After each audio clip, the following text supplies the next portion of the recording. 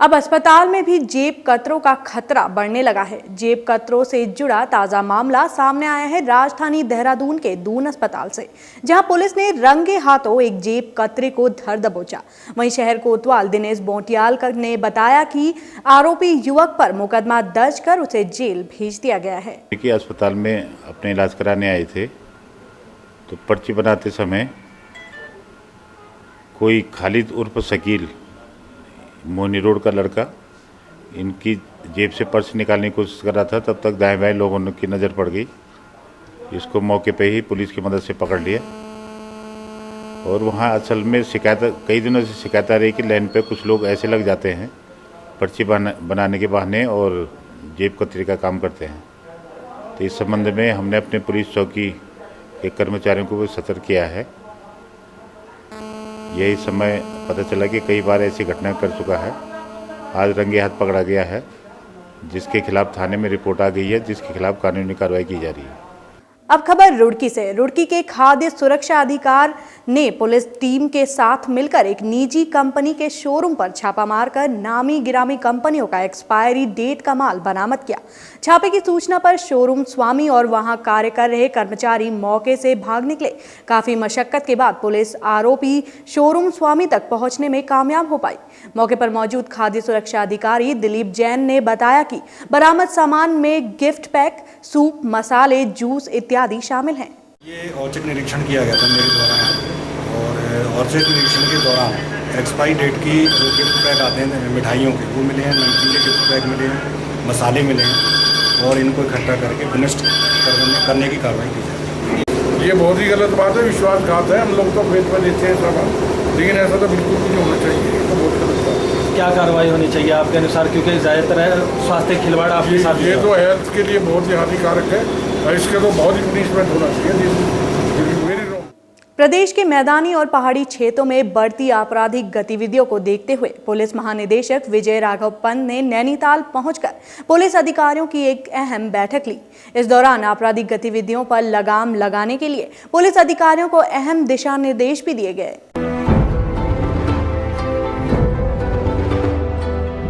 प्रदेश के पहाड़ी क्षेत्र हो या मैदानी क्षेत्र, दोनों ही क्षेत्रों में तेजी से आपराधिक गतिविधियों में इजाफा हो रहा है। ऐसे में इन बढ़ती आपराधिक गतिविधियों पर विराम लगाने के लिए पुलिस प्रशासन ने भी अपनी कमर कसनी शुरू कर दी है। इसी कड़ी में पुलिस महानिदेशक विजय राघव पंत ने नैनीताल पहुंचकर पुलिस अधिकारियों की एक अहम बैठक ली। बैठक का मुख्य उद्देश्य था प्रदेश के पहाड़ी क्षेत्रों में दिन पर दिन बढ़ रही आपराधिक गतिविधियों पर लगाम कसना। इस दौरान मीडिया से मुखातिब होते हुए पुलिस महानिदेशक विजय राघव पंत का कहना था कि पहाड़ में बढ़ रही आपराधिक गतिविधियों की संख्या में लगाम लगाने के लिए जल्द ही प्रदेश के पहाड़ी क्षेत्रों में अलग पुलिस व्यवस्था के मानक तय किए जाएंगे। पहाड़ों में पुलिस सामुदायिक सहभागिता पर ज्यादा बल देगी। इसके साथ ही उनका कहना था कि पहाड़ों में बढ़ती वाहन चोरी और डकैती की वारदातों पर लगाम लगाने के लिए पुलिस द्वारा पहाड़ी क्षेत्रों को जाने वाले मैदानी क्षेत्रों में 24 घंटे चेकिंग अभियान चलाया जाएगा। के जो हमारे क्षेत्र हैं, पहाड़ के थाने हैं, वहाँ पर किस प्रकार की पुलिस व्यवस्था की जाए, किस प्रकार की वहाँ हमारी प्राथमिकताएं पुलिस के लिए होनी चाहिए। पहली प्राथमिकता तो हमारी वहाँ पर ये होगी कि हम वहाँ सामुदायिक पुलिसिंग पर ज़्यादा जोर दें, क्योंकि पहाड़ में लोग दूर दराज रहते हैं, उनकी कई समस्याएं होती हैं जो कि दूरी की वजह से या अन्य समस्याओं के दुर्गम स्थल होने की वजह से सामने नहीं आ पाती। तो प्राथमिकता हमारी ये रहेगी कि पहाड़ के जो कस्बे या शहर हैं वहाँ पर सामान्य चोरी की घटनाएं होती हैं, जिन चोरी की घटनाओं से एक असुरक्षा की भावना उत्पन्न होती है। बहुत बड़ा अपराध तो नहीं होता, लेकिन सामान्य चोरी की कई घटनाएं हो जाती हैं। तीसरी जो हमारी प्राथमिकता है वो ये देखा जाता है कि कई बार वाहन चोरी की घटनाएं हो जाती हैं या कोई अन्य घटनाएं ऐसी हो जाती हैं कि जिसमें कि लोग अपराधी सड़क मार्ग से भागने के प्रयास में रहते हैं। उसके लिए ये तय किया गया कि हम जो हमारे विभिन्न शहर और कस्बे हैं पहाड़ के, उनके एंट्री और एग्जिट पॉइंट पर 24 घंटे पुलिस की पिकेटिंग की व्यवस्था करें। प्रदेश में दिन पर दिन बढ़ती अपराधों की संख्या को देखते हुए पुलिस प्रशासन कई नई योजनाएं तैयार कर रहा है। ऐसे में अब देखने वाली बात ये होगी कि योजनाएं धरातल पर कब लागू हो पाती हैं और पुलिस आपराधिक गतिविधियों में लगाम कसने में कहां तक कामयाब हो पाती है। सौभाग्य मिथिला डेस्क से इंदु कपूर और पारुल राणा की रिपोर्ट।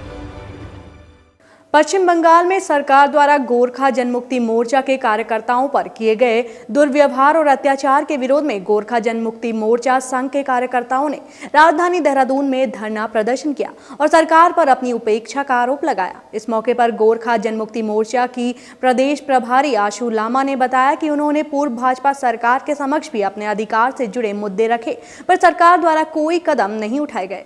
साथ ही उन्होंने कहा कि जल्द ही वह वर्तमान कांग्रेस सरकार को अपने अधिकारों व मुद्दों से अवगत कराकर उन्हें पूरा करने की मांग करेंगी। आज ये धरना प्रदर्शन का उद्देश्य है जो पश्चिम बंगाल सरकार ने हमारे गोरखा समुदाय के ऊपर अत्याचार किया है। वहाँ पर 23 तारीख को जो एक सम्मेलन हो रहा था इसमें हमारे जो विरोधी दल है और हमारे गोरखा समुदाय के जो गोरखा जनमुक्ति मोर्चा के युवा लोग हैं उनके बीच में झड़प होकर काफ़ी लाठीचार्ज हुई, काफ़ी हमारे नारी मोर्चा और युवा मोर्चा को चोटें आई। इसलिए जितने भी भारतवर्ष में हमारे गोरखा समुदाय के गोरखा जनमुक्ति मोर्चा है वो धरना प्रदर्शन में बैठी है। तो जितने भी अधिकार थे, मुद्दे थे, उसको अभी तक पूरा नहीं कर पाई है और हम अभी जो कि नया कांग्रेस सरकार बनी है उसके सामने भी हम जल्द से जल्द अपने गोरखाओं के हित का जो मुद्दा है वो हम रखेंगे और उनको ये हमारे जो गोरखा समुदाय के जितने भी अधिकार और मुद्दे हैं उनको पूरा करना पड़ेगा। फिलहाल विशेष में वक्त हो चला है एक ब्रेक का। ब्रेक के बाद आपको दिखाएंगे प्रदेश से जुड़े कुछ और मुद्दे।